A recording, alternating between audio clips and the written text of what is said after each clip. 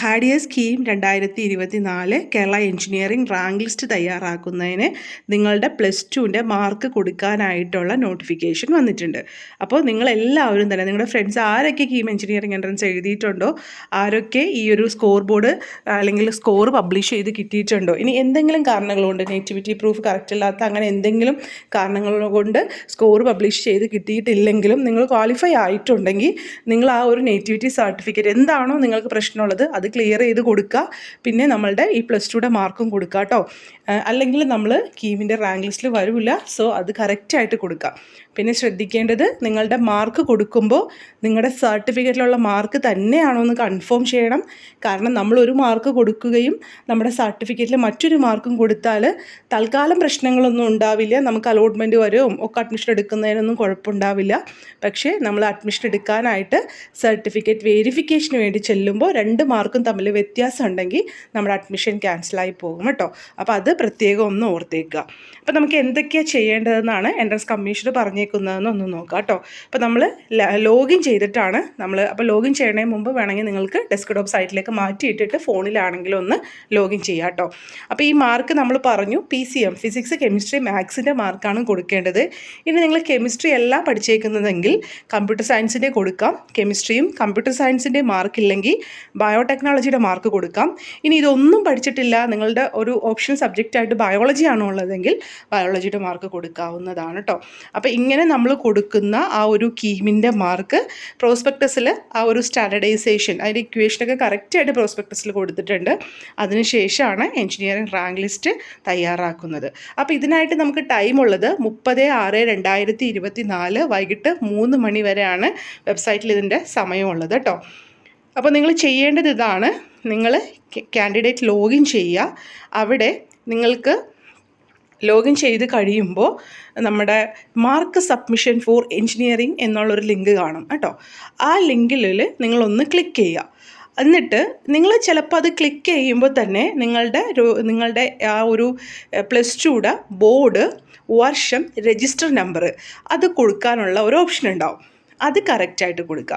സർട്ടിഫിക്കറ്റിൽ നോക്കി ബോർഡ് ഏതാണോ, state syllabus ആണോ, CBSE ആണോ, അല്ലെങ്കിൽ VHSE ആണോ, ഏതാണോ നിങ്ങളുടെ ബോർഡ്, അത് നിങ്ങളുടെ സർട്ടിഫിക്കറ്റിൽ ഉണ്ടാവില്ലേ, അത് തന്നെ കറക്റ്റ് കൊടുക്കുക കേട്ടോ. കാരണം ബോർഡ് മാറിപ്പോയാൽ വേറൊരു അവിടെ മാർക്ക് ലിസ്റ്റ് ചിലപ്പോൾ കാണിക്കില്ല. കാരണം ഈ ബോർഡുകാർ എൻട്രൻസ് കമ്മീഷണറുടെ ആ ഒരു ഇതിലേക്ക് അവരുടെ ഡേറ്റ് ഷെയർ ചെയ്തിട്ടുണ്ടാവും. അപ്പോൾ നമ്മുടെ ബോർഡ് അനുസരിച്ചിട്ട്, നമ്മുടെ രജിസ്ട്രേഷൻ നമ്പർ അനുസരിച്ചിട്ട്, നമ്മുടെ ഇയർ അനുസരിച്ചിട്ടുള്ളൊരു ഡേറ്റ് ആയിരിക്കും അവിടെ കൊടുത്തേക്കുന്നത്. അപ്പോൾ നമ്മൾ അടിച്ചു കൊടുക്കുന്ന ഈ ഒരു രജിസ്ട്രേഷൻ നമ്പറിലോ അല്ലെങ്കിൽ ഇയറിലോ അല്ലെങ്കിൽ ബോർഡിലോ എന്തെങ്കിലും വ്യത്യാസം വന്നാൽ അവിടെ എൻട്രൻസ് കമ്മീഷണറുടെ ഡേറ്റാ ബേസിലുള്ള ആ ഡേറ്റ ആയിരിക്കില്ല അവിടെ കാണിക്കുന്നത്. അപ്പോൾ നിങ്ങൾ അത് അടിച്ചു കൊടുക്കുമ്പോൾ ശ്രദ്ധിച്ച്, ഇൻ കേസ് നിങ്ങളുടെ മനസ്സിലുണ്ടാവും ആ ഒരു നമ്പറെങ്കിലും ഒന്ന് നിങ്ങളുടെ സർട്ടിഫിക്കറ്റിൽ നോക്കിയിട്ട് അടിച്ചു കൊടുക്കുക. അപ്പോൾ ബോർഡ് കറക്റ്റായിട്ട് അടിച്ചു കൊടുക്കണം, ഏത് ബോർഡാണെന്നുള്ളത്.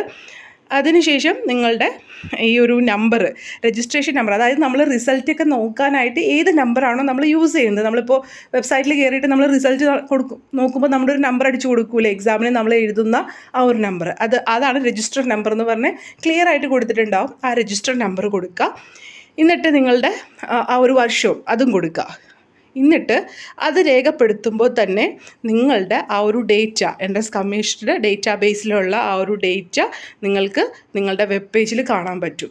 ചില ബോർഡുകാർ ചിലപ്പോൾ ആ ഒരു ഡേറ്റ കൊടുത്തിട്ടില്ലെങ്കിൽ അങ്ങനെയുള്ളവരുടെ ചിലപ്പോൾ ദൃശ്യമാകുന്നതല്ല കേട്ടോ. അപ്പോൾ നിങ്ങളുടെ ആ ഒരു നിങ്ങളുടെ പേജിൽ കാണിച്ചേക്കണ മാർക്കും നിങ്ങളുടെ കയ്യിലുള്ള മാർക്ക് ലിസ്റ്റുമായിട്ട് ഒന്ന് കമ്പയർ ചെയ്യാം. രണ്ടും സെയിം ആണെന്ന് ഉറപ്പ് വരുത്തുക. ഇനി അങ്ങനെയല്ല, ഓക്കെ, അപ്പോൾ ഉറപ്പ് വരുത്തുന്നവരുടെ കാര്യം ആദ്യം പറയാം അല്ലേ. അപ്പോൾ 2 മാർക്കും സെയിം ആണ്, അവിടെ വേറെ തിരുത്തലൊന്നും ആവശ്യമില്ല എങ്കിൽ എന്ത് ചെയ്യണം, സബ്മിറ്റ് മാർക്ക് ഡേറ്റ എന്നൊരു മെനു ഉണ്ടാവും. ആ ബട്ടൺ നിങ്ങൾ ക്ലിക്ക് ചെയ്യാം. ഓക്കെ, അപ്പോൾ അത്രയും കാര്യങ്ങളാണ് ഇതിൽ പറയുന്നത്. ഇനി അതിനുശേഷം മറ്റൊരു കാര്യവും കൂടി ചെയ്യാനുണ്ട്. നിങ്ങൾ സബ്മിറ്റ് മാർക്ക് ഡേറ്റ കൊടുത്തു കഴിഞ്ഞിട്ടുണ്ടെങ്കിൽ മാർക്ക് സബ്മിഷൻ കൺഫർമേഷൻ റിപ്പോർട്ട് എന്ന് പറഞ്ഞിട്ടൊരു മെനുവും കൂടി അവിടെ കാണും. അതും കൂടി നിങ്ങൾ ഡൗൺലോഡ് ചെയ്ത് നിങ്ങൾ സൂക്ഷിച്ച് വെക്കുക. ഇത് നമ്മൾക്ക് എവിടെയും കൊടുക്കേണ്ട ആവശ്യമില്ല, പക്ഷെ നമ്മൾ ഈ ഒരു മാർക്ക് കൊടുത്തിട്ടുണ്ട് എന്നുള്ളൊരു കൺഫർമേഷന് വേണ്ടിയാണ്. ഇനി മറ്റൊരു കാര്യം കൂടി ഇതിൽ പറയാറുണ്ട്. നിങ്ങൾ അതിൽ ചെക്ക് ചെയ്യുമ്പോൾ നിങ്ങളുടെ വെബ്സൈറ്റിലുള്ള മാർക്ക് ലിസ്റ്റും നിങ്ങളുടെ കയ്യിലുള്ള മാർക്ക് ലിസ്റ്റും തമ്മിൽ വ്യത്യാസം ഉണ്ടെങ്കിൽ, ചെറിയൊരു ഡെസിമലിൻ്റെ പോലും വ്യത്യാസം ഉണ്ടെങ്കിൽ ചേഞ്ച് എന്നൊരു ബട്ടൺ ഉണ്ടാവും. അതിൽ ക്ലിക്ക് ചെയ്തിട്ട് കറക്റ്റ് നിങ്ങളുടെ സർട്ടിഫിക്കറ്റിലുള്ള മാർക്ക് അവിടെ എൻറ്റർ ചെയ്യുക. എന്നിട്ട് സബ്മിറ്റ് മാർക്ക് ഡേറ്റ കൊടുക്കുക. ഓക്കെ, അതായത് മിസ്റ്റേക്ക് ഒന്നും ഇല്ലാത്തവർക്ക് സബ്മിറ്റ് മാർക്ക് ഡേറ്റ കൊടുത്തിട്ട് അത് ഡൗൺലോഡ് ചെയ്തെടുക്കാം. പക്ഷേ മിസ്റ്റേക്ക് ഉള്ളവർ ചേഞ്ചാണ് കൊടുക്കേണ്ടത്. ചേഞ്ച് കൊടുത്തിട്ട് നിങ്ങൾ കറക്റ്റായിട്ടുള്ള മാർക്ക് കൊടുത്തിട്ട് സബ്മിറ്റ് മാർക്ക് ഡേറ്റ കൊടുക്കാവുന്നതാണ് കേട്ടോ. ഇനി ഓക്കെ, നിങ്ങളുടെ വെബ് പേജിൽ കാണിച്ചിരിക്കുന്ന മാർക്കിൽ തിരുത്തലുകൾ വരുത്തേണ്ടി വരുന്നവരും ബോർഡ് ഡേറ്റ ലഭ്യമല്ലാതിരുന്നാൽ മാർക്കുകൾ രേഖപ്പെടുത്തേണ്ടി വന്നവരും, അതായത് കുറച്ച് പേരുടെ ചിലപ്പോൾ ഡേറ്റ തമ്മിൽ വ്യത്യാസമായിരിക്കും. ചില ബോർഡുകാർ ആ ഡേറ്റ എൻട്രൻസ് കമ്മീഷൻ്റെ ഡേറ്റാബേസിലേക്ക് സെൻഡ് ആക്കിയിട്ടില്ലെങ്കിൽ അവിടെ ചിലപ്പോൾ ഒന്നും കാണിച്ചെന്ന് വരില്ല. അപ്പോൾ അങ്ങനെയുള്ളവർ നിങ്ങളുടെ സർട്ടിഫിക്കറ്റ് നോക്കി കറക്റ്റായിട്ട് മാർക്ക് രേഖപ്പെടുത്തണം. അപ്പോൾ എന്തെങ്കിലും മിസ്റ്റേക്ക് വന്ന് തിരുത്തിയവരും അല്ലെങ്കിൽ മാർക്കുകൾ കംപ്ലീറ്റ് ആയിട്ട് കൊടുക്കേണ്ടി വന്നവരും +2യുടെ മാർക്ക് ലിസ്റ്റ് അത് ക്ലിയർ ആയിട്ട് സ്കാൻ ചെയ്ത് PDF ആക്കണം. ഇപ്പോൾ രാത്രിയാണ്, നിങ്ങൾ ഇപ്പോഴാണ് അത് PDF ആക്കണമെങ്കിൽ ക്ലാരിറ്റിയോടുകൂടി PDF ആക്കുക കേട്ടോ. കാരണം നമ്മളാണെങ്കിൽ കുറച്ച് ഉന്നിച്ച് നോക്കിയൊക്കെ ചിലപ്പോൾ വായിച്ചെടുക്കാനൊക്കെ ശ്രമിക്കും. പക്ഷേ ഇത് സോഫ്റ്റ്വെയർ റീഡ് ചെയ്യാൻ പറ്റിയില്ല എങ്കിൽ അവിടെ പിന്നെ നിങ്ങളുടെ അടുത്ത് മാർക്ക് സബ്മിഷൻ കാണിക്കും. അപ്പോൾ അതുകൊണ്ട് നിങ്ങൾ PDF ആക്കുമ്പോൾ ബ്ലർ ആവാതെ ക്ലിയർ ആയിട്ട് മാർക്ക് ലിസ്റ്റ് PDF ആക്കുക കേട്ടോ. എന്നിട്ട് ആ ഒരു മാർക്ക് ലിസ്റ്റ് അവിടെ അപ്ലോഡ് ചെയ്ത് കൊടുക്കുക. അപ്പോൾ ഇവിടെ പ്രത്യേകം എടുത്ത് പറഞ്ഞിട്ടുണ്ട്, അപ്ലോഡ് ചെയ്ത സർട്ടിഫിക്കറ്റുകൾ അല്ലെങ്കിൽ രേഖകൾ വ്യക്തതയുള്ളതും വായിക്കാൻ കഴിയുന്നതും അപാകമില്ലാത്തതുമായിരിക്കണം. നിങ്ങൾ ചിലപ്പോൾ ഈ സ്കാൻ ചെയ്യുമ്പോൾ ഫോട്ടോ എടുത്തിട്ട് പെട്ടെന്നൊന്ന് നീക്കുമ്പോൾ ചിലപ്പോൾ അവിടെ ബ്ലറാവും, അത് ശ്രദ്ധിക്കണം. അല്ലെങ്കിൽ നിങ്ങളുടെ ഫോൺ കുറച്ച് ചിലപ്പോൾ ഹെവി ലോഡൊക്കെ ആണെങ്കിൽ ചിലപ്പോൾ ക്യാമറ വർക്ക് ചെയ്യുമ്പോൾ കുറച്ചൊരു സ്ലോ ഉണ്ടാവും, അപ്പോഴും ചിലപ്പോൾ ബ്ലറാവാൻ സാധ്യതയുണ്ട്. അപ്പോൾ അതൊന്നും ഇല്ലാതെ നല്ല രീതിയിൽ സ്കാൻ ചെയ്ത് PDF ആക്കി എടുക്കാനായിട്ട് ശ്രദ്ധിക്കാം. ഇനി നമ്മൾ നേരത്തെ പറഞ്ഞ പോലെ നിങ്ങളിങ്ങനെ മാർക്കുകളൊക്കെ കൊടുത്തതിന് ശേഷം ഓക്കെ ആയിട്ടുള്ളവർ, അതായത് ചേഞ്ച് ഇല്ലാത്തവരും ചേഞ്ച് ഉള്ളവരും എല്ലാവരും തന്നെ mark submission confirmation report download ചെയ്തിട്ട് സോഫ്റ്റ് കോപ്പി ആയിട്ടോ ഹാർഡ് കോപ്പി ആയിട്ടോ സൂക്ഷിക്കുക. അപ്പോൾ ഈ നമ്മളിപ്പോൾ പറഞ്ഞല്ലോ മാർക്ക് ലിസ്റ്റ് അപ്ലോഡ് ചെയ്യേണ്ട കാര്യം പറഞ്ഞല്ലോ. അപ്പോൾ ഈ മാർക്കിൽ തിരുത്തലുകൾ ആവശ്യമുള്ളവരും അല്ലെങ്കിൽ നമ്മൾ മാർക്ക് കൊടുത്തവരും മാത്രം നമ്മുടെ +2യുടെ മാർക്ക് ലിസ്റ്റ് അപ്ലോഡ് ചെയ്താൽ മതി. അങ്ങനെ ചെയ്താൽ മാത്രമേ ഉള്ളൂ മാർക്ക് സബ്മിഷൻ കൺഫർമേഷൻ റിപ്പോർട്ട് കിട്ടുള്ളൂ കേട്ടോ. തിരുത്തലുകൾ, അതായത് ചേഞ്ച് കൊടുത്തവർ അത് ആ മാർക്ക് എൻട്രി ചെയ്താലാണ് മാർക്ക് സബ്മിഷൻ കൺഫർമേഷൻ റിപ്പോർട്ട് എന്നുള്ള ആ ഒരു ഇത് അവിടെ വരുള്ളൂ. എന്നിട്ട് അത് ഡൗൺലോഡ് ചെയ്തെടുക്കുക കേട്ടോ.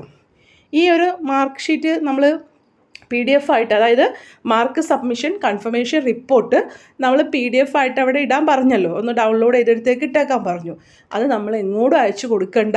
ഇൻ കേസ് എന്തെങ്കിലും നമുക്കൊരു പ്രശ്നം നേരിട്ടാൽ നമ്മൾക്ക് അതിനുള്ളൊരു തെളിവായിട്ടാണ്, ഞാൻ എൻ്റെ മാർക്ക് സബ്മിറ്റ് ചെയ്തിട്ടുണ്ടായിരുന്നു, ഇന്നതായിരുന്നു മാർക്ക് ഞാൻ കൊടുത്തത് എന്നൊക്കെയുള്ള ഒരു പ്രൂഫിനായിട്ടാണ് നിങ്ങളോട് ആ ഒരു മാർക്ക് സബ്മിഷൻ, നിങ്ങളുടെ തന്നെ ഒരു സേഫ്റ്റിക്ക് അല്ലെങ്കിൽ ഫർദർ കോൺവെർസേഷൻ എന്തെങ്കിലും വരേണ്ട ഒരു സാഹചര്യം ഉണ്ടായാൽ അതിന് വേണ്ടിയാണ് നിങ്ങളോട് അത് ഡൗൺലോഡ് ചെയ്തെടുക്കാനായിട്ട് പറയുന്നത്. അത് എൻട്രൻസ് കമ്മീഷൻ്റെ ഓഫീസിലേക്കോ അല്ലെങ്കിൽ അങ്ങനെ മെയിലിലേക്കോ ഒന്നും അയച്ചു കൊടുക്കേണ്ട ആവശ്യമില്ല. തിരുത്തിയവരും തിരുത്താത്തവരും ഒന്നും അത് അയച്ചു കൊടുക്കേണ്ട ആവശ്യമില്ല. നമ്മൾ അവിടെ തിരുത്തലുകൾ വന്നവർ ആ PDF ആയിട്ട് ആ മാർക്ക് അവിടെ അപ്ലോഡ് ചെയ്യേണ്ട ആവശ്യം മാത്രമേ ഉള്ളൂ കേട്ടോ. ഇനി എഞ്ചിനീയറിംഗ് റാങ്ക് തയ്യാറാക്കുന്നതിനായിട്ട് നിങ്ങൾ സമർപ്പിക്കുന്ന +2 മാർക്ക്, പരീക്ഷാ ബോർഡ്, ഓരോ വിഷയത്തിലും ലഭിച്ച മാർക്ക്, പരമാവധി മാർക്ക്, ഓരോ വിഷയവും പാസ്സായ വർഷം എന്നിവ അഡ്മിഷൻ സമയത്ത് പരിശോധനയ്ക്ക് വിധേയമാക്കുന്നതാണ്. അപ്പോൾ ഇതൊക്കെ നിങ്ങൾ റാങ്ക് പ്രെഡിക്റ്റ് ചെയ്യാൻ പറയുമ്പോൾ ഒരു കാര്യം, ഇങ്ങനെ പ്രെഡിക്റ്റ് ചെയ്യൽ സാധ്യമല്ല എന്ന് പറയുന്ന ഒരു കാര്യം, ഇങ്ങനെയുള്ള കുറച്ച് കാര്യങ്ങൾ അതിൽ വരും എന്നുള്ളതുകൊണ്ടാണ്. ബോർഡ്, നമുക്ക് ലഭിച്ച മാർക്കുകൾ, പരമാവധി മാർക്കുകൾ, ഓരോ വിഷയത്തിനും കിട്ടിയ മാർക്കുകൾ, PCMലെ, പിന്നെ പാസ്സായ വർഷം, അതൊക്കെ ഒരു ക്രൈറ്റീരിയ ആണ്. പിന്നെ ഇതെല്ലാം തന്നെ ഞാൻ നേരത്തെ പറഞ്ഞ പോലെ നമ്മൾ കൊടുത്ത ആ ഒരു ഡേറ്റ് നമ്മൾക്ക് അഡ്മിഷൻ്റെ സമയത്ത് ഹാജരാക്കുന്ന ആ ഒരു ഡേറ്റയും തമ്മിൽ വ്യത്യാസം ഉണ്ടെങ്കിൽ അഡ്മിഷൻ ക്യാൻസലായി പോകും എന്നുള്ള കാര്യം പ്രത്യേകം ഓർക്കുക. ഇനി പ്രവേശന പരീക്ഷ കമ്മീഷണർ ജൂൺ 5 മുതൽ 9 വരെ നടത്തിയ എഞ്ചിനീയറിംഗ് പ്രവേശന പരീക്ഷയ്ക്ക് യോഗ്യത നേടിയ വിദ്യാർത്ഥികൾക്കും പോർട്ടലിൽ യോഗ്യതാ സ്ക്രീനിംഗ് കമ്മിറ്റിയുടെ പരിശോധനയ്ക്ക് വിധേയമായിരിക്കും എന്ന സന്ദേശം ലഭിച്ച വിദ്യാർത്ഥികൾക്കും മാർക്ക് സമർപ്പിക്കാവുന്നതാണ് കേട്ടോ. അപ്പോൾ എല്ലാവർക്കും തന്നെ ഇത് കൊടുക്കാം, അതായത് ക്വാളിഫൈ ആയിട്ടുള്ള എല്ലാവർക്കും കൊടുക്കാം. എന്തെങ്കിലും കാരണവശാൽ നിങ്ങളുടെ ഒരു പെൻഡിങ്ങിലോ അങ്ങനെ എന്തെങ്കിലും അവിടെ മെസ്സേജ് ഉണ്ടെങ്കിലും നിങ്ങൾക്ക് മാർക്ക് കൊടുക്കുന്നതിന് കുഴപ്പമില്ല. പക്ഷേ ഈ പ്രോസ്പെക്ടസിലെ 9.7.5 പ്രകാരം പ്രവേശന പരീക്ഷയ്ക്ക് നിശ്ചിത യോഗ്യത, അതായത് ഇത്ര പെർസെൻറ്റേജ് ഓഫ് മാർക്ക് എന്നൊക്കെ പറയുന്നുണ്ടല്ലോ, അങ്ങനെ നേടുന്നവരെ മാത്രം ഉൾപ്പെടുത്തിയായിരിക്കും എഞ്ചിനീയറിംഗ് റാങ്ക് ലിസ്റ്റ് തയ്യാറാക്കുന്നത്. പിന്നെ നിങ്ങൾ ഈ പറഞ്ഞ പോലെ എന്തെങ്കിലും കാരണങ്ങൾ കൊണ്ട് അവിടെ പെൻഡിങ് കാണിക്കുന്നുണ്ട്, അല്ലെങ്കിൽ നിങ്ങളത് ചെയ്യേണ്ട ആവശ്യമുണ്ടെന്നോ അങ്ങനെ എന്തെങ്കിലും നോട്ടിഫിക്കേഷൻ വന്നിട്ടുണ്ടെങ്കിൽ അതും ക്ലിയർ ചെയ്ത് കൊടുക്കുക കേട്ടോ. ഓക്കെ, ഇതാണ് ഇതിൽ വന്നേക്കുന്ന നോട്ടിഫിക്കേഷൻ. നമുക്ക് മറ്റ് നോട്ടിഫിക്കേഷനിൽ കൂടുതലായിട്ട് എന്തെങ്കിലും ഉണ്ടോ എന്ന് നോക്കാം കേട്ടോ. നോട്ടിഫിക്കേഷനിൽ മലയാളത്തിൽ ഇതാണ് വന്നേക്കുന്നത്. ചിലപ്പോൾ ഇംഗ്ലീഷിലുള്ളതിൽ കുറച്ച് കൂടുതൽ എന്തെങ്കിലും കാര്യങ്ങളുണ്ടെങ്കിൽ നമുക്ക് അതും കൂടി ഒന്ന് പറഞ്ഞിട്ട് പോകാം കേട്ടോ. ഓക്കെ, സെയിമാണ്, രണ്ടും സെയിമാണ്.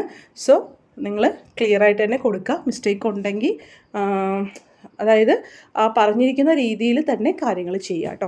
എന്തെങ്കിലും കൺഫ്യൂഷൻസ് നിങ്ങൾക്കുണ്ടെങ്കിൽ നിങ്ങൾക്ക് ഫോൺ വിളിച്ചിട്ട് കിട്ടുന്നതിന് മെയിൽ ചെയ്തിടാം കേട്ടോ. പിന്നെ എൻട്രൻസ് കമ്മീഷൻ്റെ വെബ്സൈറ്റിലേക്ക് നിങ്ങൾക്ക് മെയിലും ചെയ്യാവുന്നതാണ് കേട്ടോ.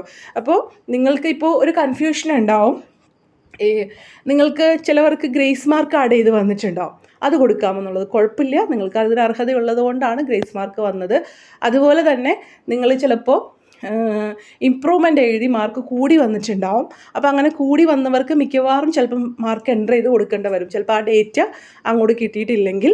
അപ്പോൾ അതും നോക്കുക, ആ മാർക്ക് ആണോ വന്നേക്കുന്നത്, നേരത്തെ കിടക്കുന്ന മാർക്കാണ്. അപ്പോൾ ഇംപ്രൂവ്മെൻറ്റ് മാർക്ക് വന്നിട്ടുണ്ടെങ്കിൽ നമുക്കത് കൊടുക്കാം കേട്ടോ. നമ്മൾ എഴുതി വാങ്ങിച്ച മാർക്കാണ്, നമുക്ക് അവകാശപ്പെട്ട മാർക്കാണ്. സോ ആ ഒരു മാർക്ക് നിങ്ങൾക്ക് കൊടുക്കുന്നതിന് കുഴപ്പമില്ല, ഇംപ്രൂവ്മെൻ്റ് എഴുതി കൂടുതലായി കിട്ടിയ മാർക്ക് കേട്ടോ. അപ്പോൾ കറക്റ്റായിട്ട് നോക്കിയിട്ട് കൊടുക്കുക. എന്തെങ്കിലും സംശയം ഉണ്ടെങ്കിൽ നിങ്ങൾക്ക് എൻട്രൻസ് കമ്മീഷൻ്റെ വെബ്സൈറ്റിൽ നമ്പറുണ്ട്, അതിൽ കോൺടാക്റ്റ് ചെയ്യാം. പിന്നെ കമൻസ് നിങ്ങൾ ചോദിക്കുന്ന അനുസരിച്ചിട്ട് ടൈം അനുസരിച്ചിട്ട് നമുക്ക് റിപ്ലൈ ചെയ്യാനായിട്ട് സാധിക്കും കേട്ടോ. Take care, stay blessed, thank you.